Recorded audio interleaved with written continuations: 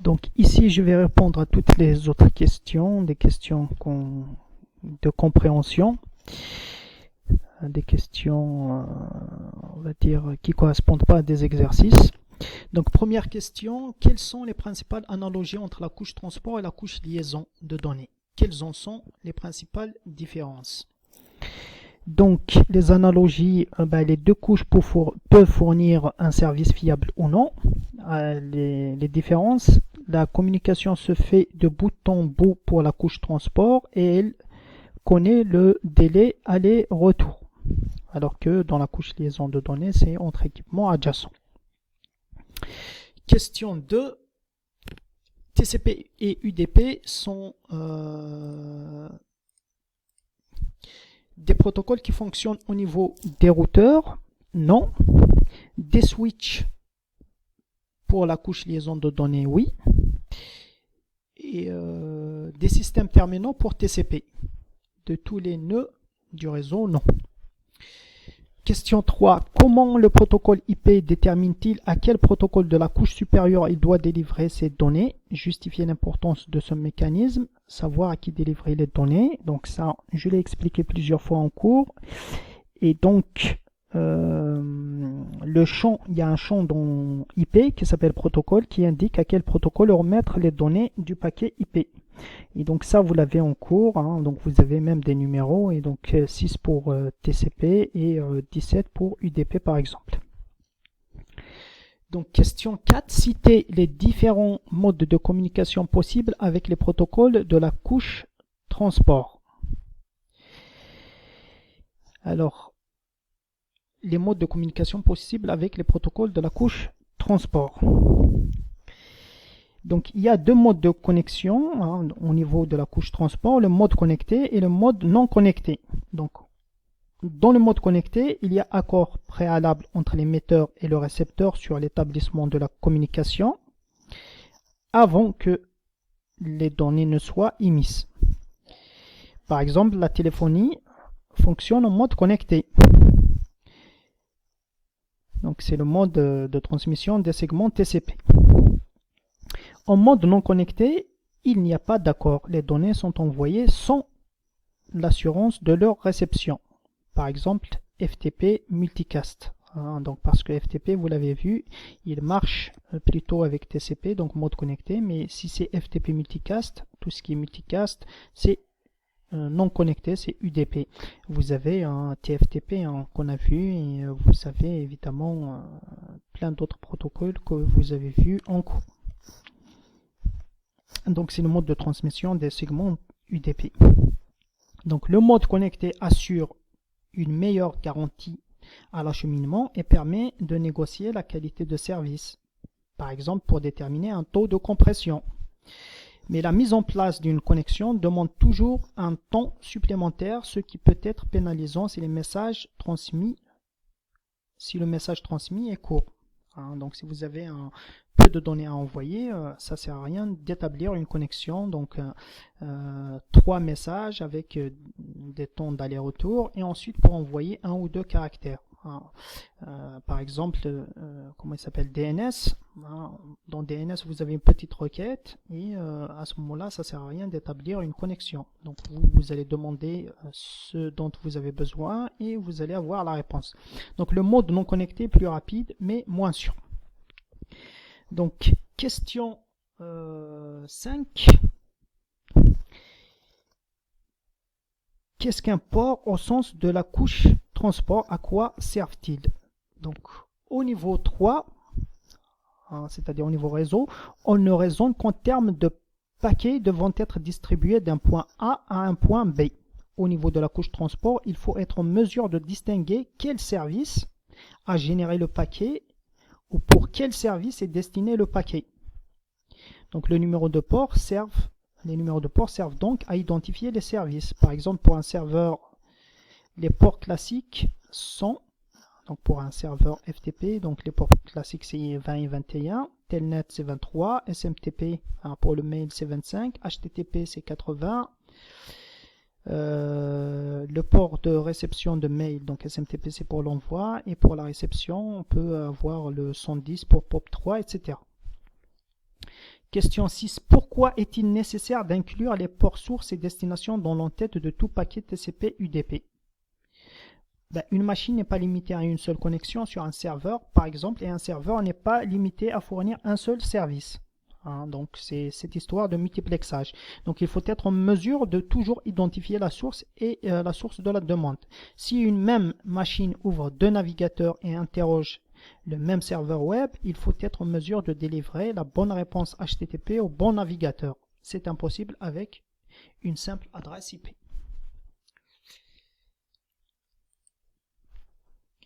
Donc ensuite, question 7. Quelles sont les fonctions mises en œuvre par TCP? Nommez-en au moins 4. Donc, transmission fiable, contrôle de flux entre les systèmes terminaux, contrôle de congestion du réseau, possibilité de retransmission, utilisation d'acquittement. Donc là, j'ai donné plusieurs, j'ai donné 5. Donc, question 8. Donc, le protocole TCP fonctionne en mode connecté. Cela nécessite donc d'établir une connexion avant le commencement de l'échange des données. Cette connexion doit être fermée à la fin de l'échange des données. Donc, donner le diagramme temporel des échanges nécessaires pour ouvrir une connexion entre deux stations. Expliquer la signification des échanges. Donc, ça, c'est ce que vous avez vu dans le cours. C'est le three-way handshake, et donc il faut un SYN avec un numéro de séquence initial qui est aléatoire. Ensuite vous avez SYN ACK, ensuite vous avez ACK, et à partir de là la connexion est ouverte dans les deux sens, et donc vous pourrez envoyer les données dans les deux sens. Donc, question 9. Pourquoi le premier numéro de séquence envoyé est un nombre aléatoire? Donc, cela évite qu'une tierce personne puisse deviner les numéros de séquence et fasse du vol de connexion. Donc, le numéro de séquence est le seul paramètre permettant d'identifier un paquet au sein d'une connexion. Le deviner permettrait à une personne malveillante de détourner la connexion en injectant du trafic. Donc évidemment, ça peut aussi servir pour le rejet des paquets fantômes. Donc si jamais il y a des paquets qui ont traîné dans le réseau à cause d'une mauvaise configuration et qu'ils arrivent en retard, à ce moment-là, on va les rejeter parce que leur numéro de séquence ne vont pas correspondre au numéro actuel. Donc ensuite, question 10, le diagramme de la figure montrant la libération d'une connexion, cette figure, est-ce qu'il est correct ou pas, sinon corrigé. Donc là où j'ai fin, ACK, donc ACK de fin, ensuite j'ai des données, ensuite j'ai ACK de données, ensuite j'ai fin et ACK de fin. Ce qui est sûr, c'est que quand on fait fin et ACK, ça veut dire que la connexion est fermée dans ce sens-là. Et donc si la connexion est fermée dans ce sens-là, ça veut dire que je ne pourrais pas envoyer des données dans ce sens-là.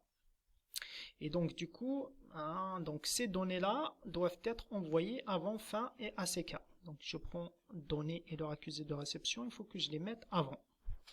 Et ensuite je demande fin et il y aura fin de ACK. Ici ça ne changera pas. Ces deux paquets-là pourraient être envoyés en premier, et ensuite les données et ACK, et ensuite la fin et ACK. Mais la seule contrainte, c'est que les données ici doivent être envoyées avant ce fin et son accusé de réception. Donc maintenant, c'est quoi? C'est la question 10. C'est celle que je viens de faire. Donc la question 11, je l'ai déjà faite. La question 12, pareil. 13, pareil. 14, pareil. Maintenant, on va aller à UDP et à la question 15. Donc, pourquoi UDP existe-t-il? Est-ce qu'on n'aurait pas pu se contenter de laisser les utilisateurs envoyer leur paquet en utilisant IP brut? C'est cette histoire de multiplexage. Donc, je pourrais avoir deux applications qui vont envoyer des requêtes UDP à partir d'une station. Et donc, si jamais les deux applications utilisent des serveurs qui sont situés sur la même machine, à ce moment-là, je reçois les deux réponses et je ne pourrai pas être en mesure de délivrer les réponses aux bonnes applications. Et donc du coup, il va falloir utiliser une étiquette.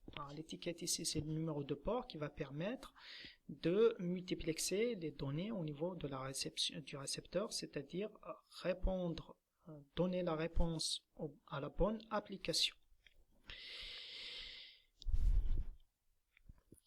Donc question 16. Pour quel type d'application faut-il utiliser UDP plutôt que TCP? Donner 3 types d'applications. Donc on a les services multimédia qui peuvent tolérer des pertes de paquets. Donc les services multimédia, pourquoi? Parce que en général, si vous utilisez TCP, à ce moment-là, vous allez vous occuper de récupérer les paquets qui ont été perdus, et donc vous allez avoir en gros donc si vous êtes en vidéo, vous pourrez avoir des coupures. Donc là, quand je dis service multimédia, ça peut être aussi des images ou du texte. Donc si on tolère des pertes, à ce moment-là, inutile d'utiliser TCP. On a aussi tout ce qui est multicast. Le multicast, TCP ne supporte pas le multicast. On a aussi les échanges très courts de messages, comme c'est le cas avec DNS, où l'établissement d'une connexion serait trop long. Donc aussi on a le cas où il faut décharger le serveur de tâches de stockage et de gestion des informations nécessaires au traitement des requêtes. Ainsi, dans certains cas, un système d'exploitation distribué, il est préférable que chaque requête contienne toute l'information nécessaire à son traitement. Cela évite au serveur, qui est un serveur, dans ce cas-là on appelle serveur stateless servers, de rechercher l'information nécessaire au traitement de la requête et permet une meilleure reprise lors d'une panne ou redémarrage du serveur. Donc si vous utilisez TCP, ça veut dire qu'il y a un contexte, et quand vous recevez une requête, il faut chercher le contexte pour pouvoir répondre. Maintenant, si la requête contient toutes les données nécessaires à son traitement, à ce moment-là, vous pourrez la traiter sans rechercher quoi que ce soit. Et puis, c'est intéressant parce que vous n'allez pas aussi créer un contexte, parce que la création d'un contexte, c'est quelque chose de lourd. Et donc, à ce moment-là, on va préférer plutôt l'utilisation de UDP. Dernière question, les flots UDP peuvent-ils altérer le contrôle de débit de transmission des flots TCP? Pourquoi? Oui, évidemment, parce que comme il n'y a pas de contrôle de flux sur les flots UDP, les applications qui utilisent UDP vont occuper toute la bande passante, car TCP va réduire son débit en diagnostiquant une congestion. Parce que si UDP envoie très vite, à ce moment-là, TCP, quand il va envoyer, il va voir qu'il y a certaines pertes, et à ce moment-là, il va diminuer son débit.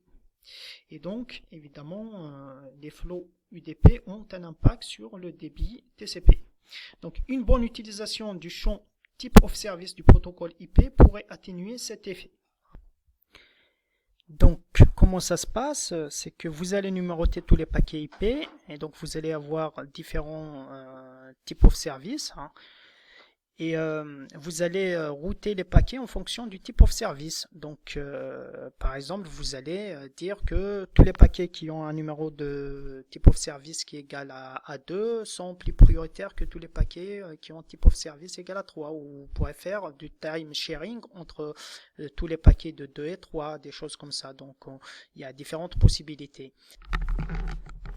Donc en gros, un type of service permettra d'étiqueter les paquets et de décider du moment du routage de ces paquets. Est-ce qu'on va les router en premier ou en dernier? Donc si on décide de router tous les paquets étiquetés TCP en premier avant les paquets étiquetés UDP, à ce moment-là, évidemment, même si on augmente le débit UDP, ça n'aura pas d'impact sur le débit TCP. Donc ça aussi, on pourra faire pareil en utilisant RSVP. Donc lorsqu'on établira la connexion TCP, on va lui réserver les ressources dont elle aura besoin.